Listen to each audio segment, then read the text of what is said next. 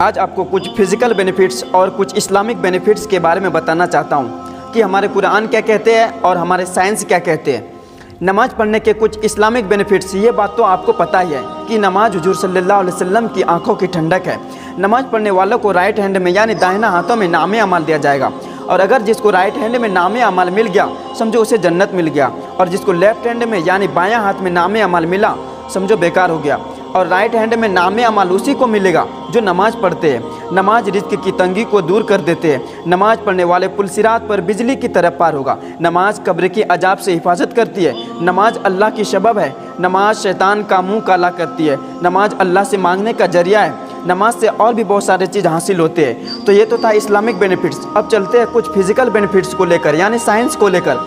नमाज पढ़ना लंग्स के लिए बहुत अच्छा है क्योंकि वो लंग्स के एरोबिक कैपेसिटी बढ़ा देता है। ब्रेन हेमरेज और ब्रेन स्ट्रोक के चांसेस बहुत कम हो जाते हैं। ब्लड सर्कुलेशन इंप्रूव होती है। हार्ट अटैक के चांसेस कम हो जाते हैं। बॉडी के फ्लेक्सिबिलिटी इंप्रूव होती है और हड्डियां मजबूत होते हैं। हेल्दी वेट मेंटेन करने में मदद मिलती है। बॉडी का डाइजेशन ठीक रहता है और मसल से टोंट रहते हैं। कमज़ोर मसल एक बहुत ही आम समस्या है, खासतौर पर इंडिया में।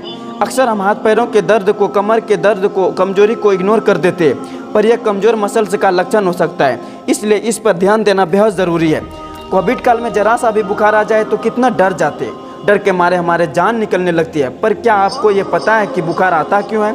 इसके बारे में हमने जानने के लिए बात की डॉक्टरों से।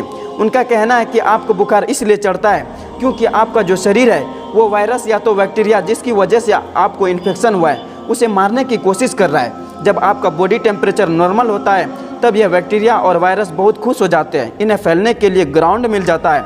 वैसे इंसानों की बॉडी का नॉर्मल टेम्परेचर होता है 98.6 डिग्री फ़ारेनहाइट। नॉर्मल की परिभाषा के हिसाब से 97 डिग्री फ़ारेनहाइट से लेकर 99 डिग्री फ़ारेनहाइट ठीक है। पर अगर आपका बॉडी टेम्परेचर 99 डिग्री फ़ारेनहाइट से ऊपर है तो मतलब किसी इन्फेक्शन या बीमारी के कारण आपको बुखार हुआ है। खैर, आपका बॉडी का टेम्परेचर बढ़ जाता है, आपको बुखार हो जाता है। अब ऐसे जगह में बैक्टीरिया और वायरस का पनपना मुश्किल हो जाता है। बुखार आपकी इम्यून सिस्टम को भी भर देता है। अब थोड़ा टेक्निकल हिस्सा में समझ लेते हैं।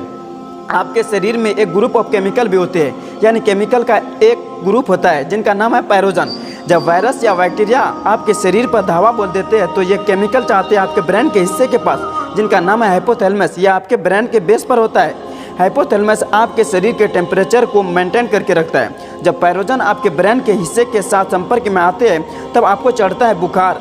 ऐसे में आपको डॉक्टरों को दिखाना पड़ता है जो आपकी जांच करके पता लगाते हैं कि किस कारण से आपको बुखार हुआ है, और फिर उसी हिसाब से आपको दवाइयाँ दी जाती है और आपका इलाज होता है। बुखार कम करने की कोशिश की जाती है क्योंकि अगर बुखार कम नहीं किया जाएगा तो आपका बॉडी के जो ऑर्गन्स हैं उन पर असर पड़ता है। इसलिए अगर आप नमाज़ पढ़ते हैं तो इन्फेक्शन होने के चांसेस बहुत कम हो जाते हैं और आप इन सारे बीमारियों से दूर हो जाते हैं। इसलिए फिजिकल बेनिफिट्स यानी साइंस को लेकर, यानी साइंस के हिसाब से आपके जो नमाज में तरीका है उन तरीक़ों पे चलने से आपके शरीर के लिए बहुत अच्छा है। जब आप नमाज में खड़े होकर रुकू करते हैं तब आपका जो लंग्स है वो बहुत अच्छे तरीके से डेवलप करना शुरू कर देते हैं, और आपके पास जो हार्ट है यानी दिल वो आपके शरीर में पंपिंग करता है। आउटपुट इनपुट आपके ब्लड को सप्लाई करता है, यानी पूरा शरीर में आपका ब्लड रनिंग करता है। जब आप खड़े होते हैं या बैठे रहते हैं तो आपके शरीर में जो ब्लड है वो आपके जिस्म के नीचे ज़्यादा ब्लड पहुंचाते हैं और ऊपर बहुत कम। अगर आप ध्यान से देखते हैं तो आपका जो नमाज में सजदा है,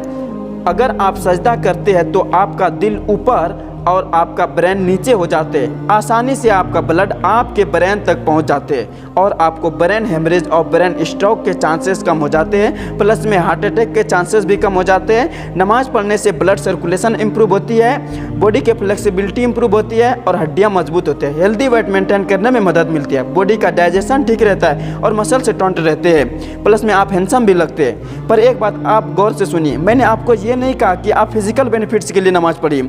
मैंने आपको ये भी नहीं कहा कि आप फिटनेस बनाने के लिए नमाज पढ़िए। मैंने आपको ये भी नहीं कहा कि आप शरीर बनाने के लिए नमाज पढ़िए, बल्कि आप नमाज पढ़िए अल्लाह को खुश करने के लिए।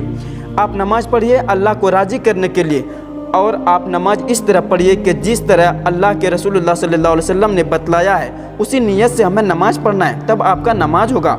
आपको तो मैंने बताया कि साइंस बेनिफिट्स के हिसाब से कि आप जो वॉकिंग करते हैं, जो वर्जिश करते हैं, उससे कई गुना ज़्यादा फ़ायदा है कि आप 5 वक्त की नमाज अदा कर लें, ताकि आपको दुनियावी फ़ायदा भी हासिल हो जाएगा और अल्लाह ने जो आखिरत में देने का फ़ैसला लिया है वो भी मिल जाएगा। तो चलिए आज इमदाद भाई आपको यहीं तक रहने देते हैं। इंशाअल्लाह हयात रही तो नेक्स्ट टाइम मिलते हैं। शुक्रिया।